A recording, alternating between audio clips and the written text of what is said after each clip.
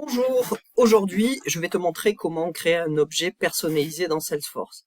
Attention, concernant les best practices, tu as intérêt à utiliser les objets standards, par exemple opportunités, contacts, etc.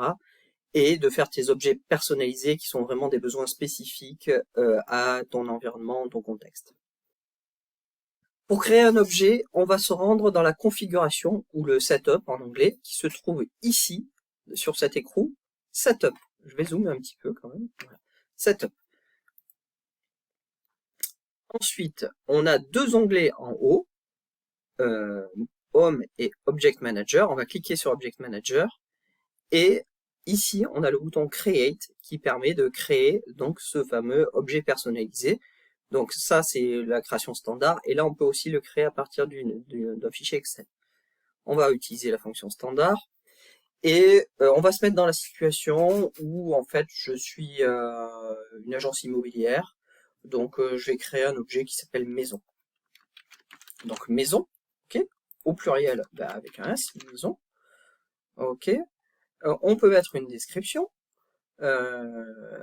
et puis on va mettre ici le champ principal qui va s'appeler nom.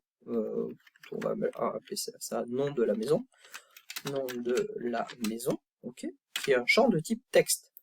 Je pourrais aussi rentrer dans certains cas de figure, il y a des objets où je peux des numéros qui s'incrémentent tout seuls. Donc là, moi non, ça va très bien, le nom de la maison, ça sera très très bien. Est-ce que je permets les rapports? Oui. Est-ce que je permets les activités? Les activités, c'est-à-dire, est-ce que je permets par exemple, qu'on dise un rappel de tâches, passer un coup de fil, ce genre de choses? Donc oui. Est-ce que je trace l'historique des champs? Oui, ça veut dire est-ce que je trace les changements qu'il y a sur les champs? Oui, je veux bien. Et est-ce que je permets que ce soit utilisé dans le chatter? Oui, oui, je veux bien. Là, je touche à rien ensuite, là c'est très bien. Est-ce que je permets la recherche sur cet objet? Ben oui. Et puis je vais rajouter cette dernière fonctionnalité. Est-ce que je permets, après que j'ai configuré l'objet personnalisé, de créer un onglet? Oui, j'ai envie de créer un onglet pour y accéder directement. Donc je vais faire sauvegarder. Et voilà, on a créé déjà le premier objet et maintenant on entre dans la création de l'onglet.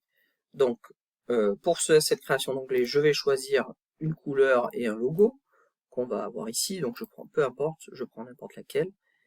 Et ensuite, je vais cliquer ici en bas sur Next. Et je vais dire, en fonction de mes profils, qui a accès à cet onglet. Donc ça, je peux l'appliquer à tous les profils ici. Donc je vais dire, par défaut, tout le monde y a accès. Mais je pourrais très bien faire des configurations différentes par profil. Je fais Next. Je choisis, alors là, il s'agit des applications. Quelles applications vont avoir de façon native cet onglet? Je le laisse par défaut à tous. Et voilà, ça y est, j'ai créé mon premier objet. Je vais vérifier qu'il existe bien. Donc je reviens dans la partie, on va dire, utilisateur. Je vais actualiser la page. Et là, tout au bout, on va voir mon onglet maison qui est apparu.